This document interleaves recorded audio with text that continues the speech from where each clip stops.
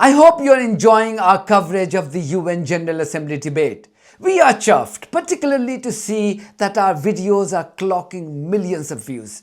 One video in particular, the speech by the Slovenian president, has clocked a whopping 4 million views on YouTube alone.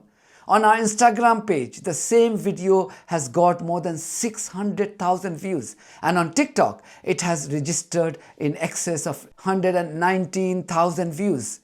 Our subscribers are also skyrocketing. It was only the other day when we announced the crossing of the 400,000 milestone on YouTube. And within days, we have now surpassed the 420,000 mark. That's the power of honest journalism. Journalism carried out with integrity and honesty. While we have remained focused on the goings-on in the UN, plenty of developments have taken place related to Iran and its nuclear program, and that's where something truly earth-shattering is expected to take place. As you know, the SnapBack mechanism triggered by the UK, France and Germany will come into force from midnight tonight, which is 28th of September.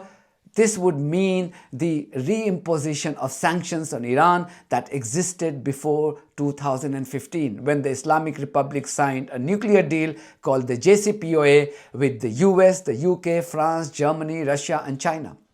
The US unilaterally withdrew from the agreement during Donald Trump's first term as president in 2018. Iran tried its best to avoid the snapback mechanism but failed in the UN. Russia and China used their power as recently as yesterday by bringing in a resolution in the Security Council in support of Iran, but this was vetoed by the US, the UK and France. So this means that Iran will have no option but to face the new sanctions starting tonight. But is that the end of the road or end of the story? No. In fact, this becomes remarkably interesting from here on. But everything depends on how Iran reacts. The current political leadership, to me, lacks conviction and often appears confused. I would have predicted the exact course of action for Iran if Iran was being led by, let's say, Mahmoud Ahmadinejad. Many Iranian ministers have been demanding that Iran withdraw from the Nuclear Non-Proliferation Treaty, the NPT, after Israel and the US committed the gravest act of aggression in violation of international law by bombing Iranian nuclear facilities and assassinating their nuclear scientists and military generals without any provocation. In fact, Israel and the US under Trump illegally attacked sovereign Iran when Trump was flaunting his country's engagement with Iran for talks on Tehran's nuclear program. That was quite an act of betrayal. Okay, Iran retaliated and even taught Israel and the US a lesson that both wouldn't forget for a long time. But this also made many in the Iranian political class incredibly nervous about the future of their country without any deterrence. Iran was reportedly able to shift 400 kgs of highly enriched uranium to a safer location. And that's what is causing a headache to Israel and its Western backers.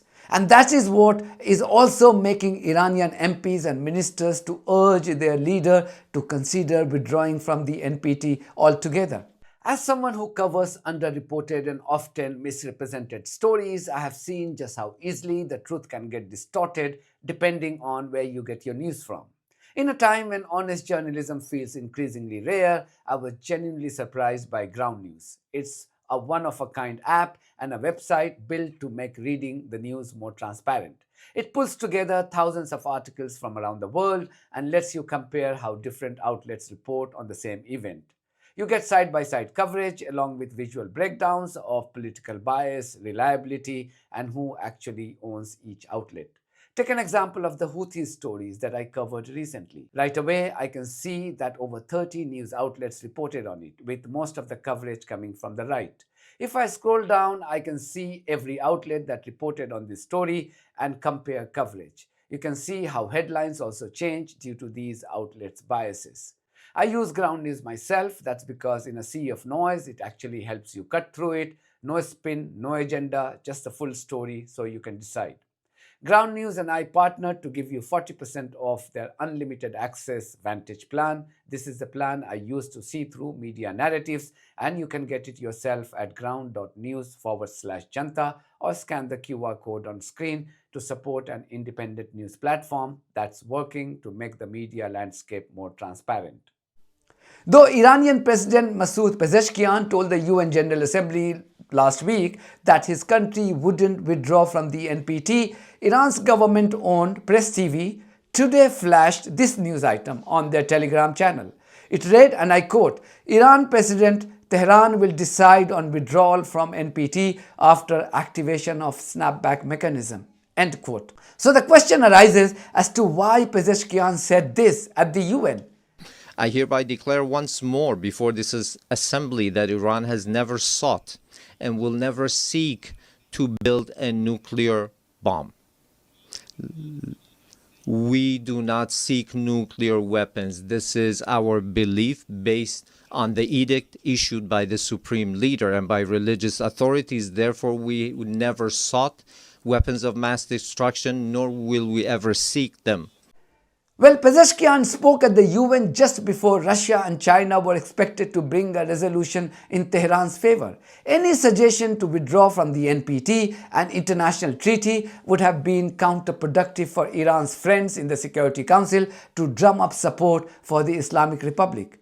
But now that the snapback mechanism has become a reality, Iran has no option but to charter a new course to safeguard its sovereignty. It simply cannot rely on the UN and the IAEA, both of whom did nothing when Israelis and Americans were bombing the Islamic Republic in June this year. How can you forget that despite Israel facing isolation at the UN, the fact remains that war criminal and a dreaded terrorist Benjamin Netanyahu was invited and given a platform to repeat his genocidal rhetoric yesterday. He was flaunting his terror activities from the podium of the UN. And Iran should rely on this toothless organization to protect its sovereignty? You got to be kidding. If you thought that Israel's decision to bomb another sovereign country in the region, that is Qatar, would have made the Arab world's slave rulers any more wiser, you were wrong again. Watch this video of UAE's Foreign Minister Sheikh Abdullah bin Zayed Al Nahyan turning up to meet an indicted war criminal to prove his country's loyalty to a genocidal regime.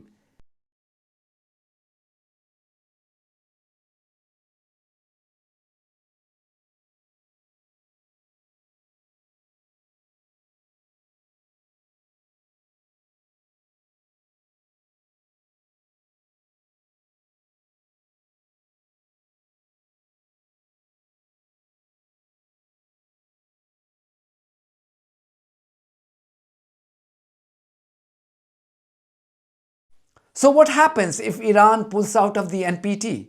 Iran has threatened to withdraw from the NPT even in the past. It signed the NPT for the first time in 1968 before the treaty became an international law in 1970. Is duty-bound, therefore, to allow the inspections of its nuclear facilities by IAEA inspectors as part of the NPT agreement.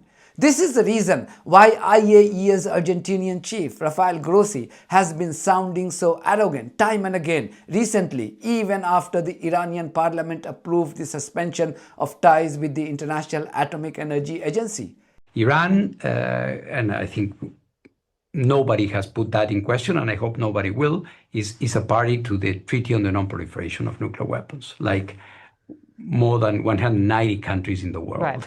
So that implies that they have to work with the agency. So we have been going through this law that they have, that the Majlis approved, and we see that they are talking about cooperation on the basis of the security and the safety of their sites. I think that is not incompatible with the inspection work that needs to take place. But of course, it's not Rafael Grossi and Margaret Brennan discussing this that we are going to solve it. I think I have to sit down with Iran and look into it. They're not kicking out your inspectors at this point.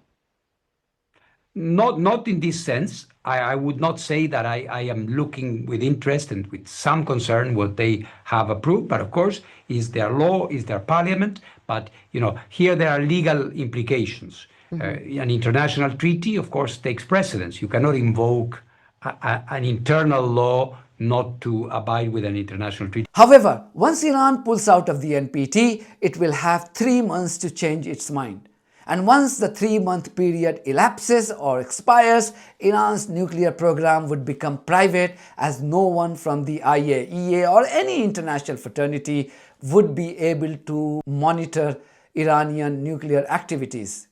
Israeli colonies in the West, such as the USA, the UK and the EU, would then have to rely on human spies or even satellite imagery to gather any intelligence on the Iranian nuclear activities. Previously, Iran threatened to walk out of the NPT in 2018 after Trump withdrew from the JCPOA. In 2019, the then Iranian Foreign Minister Jawad Zarif said that his country was considering leaving the NPT. Zarif once again threatened to withdraw from the NPT a year later in 2020 if European nations were to report Iran's so-called non-compliance to the UN. In 2023, senior Iranian figures said the Islamic Republic would withdraw from the NPT if European Council was to declare IRGC a terrorist outfit. More recently, in January this year, the Iranian government once again threatened to withdraw from the NPT. But Iran had a lot to lose on those occasions if it indeed walked out of the treaty. It would have angered many of its own allies as well. But the Islamic Republic now enjoys global sympathy after what Israel and the US did to Tehran in June this year. Many experts believe that Iran is unlikely to face a similar outrage now if it went ahead with its NPT withdrawal plan. Others say that Iran must learn from North Korea, which first threatened to leave the NPT in 1993 before changing its mind later. But in 2002, the US accused North Korea of developing a clandestine uranium enrichment program. This made the situation so bad that North Korea kicked out all IAEA inspectors, and subsequently Pyongyang issued a second formal notification to withdraw from the NPT. Since then, North Korea has conducted at least 6 nuclear tests and developed as many as 50 nuclear bombs. Iran already has developed at least 400 kgs of highly enriched uranium to a concentration of 60%. Iran needs 90% enriched uranium to make a bomb, and experts say the process from 60 to 90% barely requires a few weeks. Meanwhile, Iran has signed a path-breaking deal with Russia to rebuild its bombed nuclear facilities and also build 4 new nuclear facilities in the city of Sirik in the southern Hormozgan province. This is right across the Gulf from the UAE and Oman. Iran currently has 1 operating nuclear power plant in Bushehr, which too was built by Russia. So if Iran wants to pull out of the NPT, this is the best time for it to do so, when it enjoys the sympathy from countries around the world. Many experts say that not only should Iran withdraw from the NPT, but it should go a step further and become a nuclear power if it doesn't want the repeat of what happened in June this year. Let's see how the Iranian leadership reacts. That's it from me. Thank you very much for your support of this platform and our journalism on buymeacoffee.com and Patreon. If you too think that our journalism is worth supporting, then you too should consider becoming part of it. Details are there in the description of this video. In the meantime, if you haven't subscribed to my channel, please do so, because that's one of the many ways you can support independent journalism. God bless you all.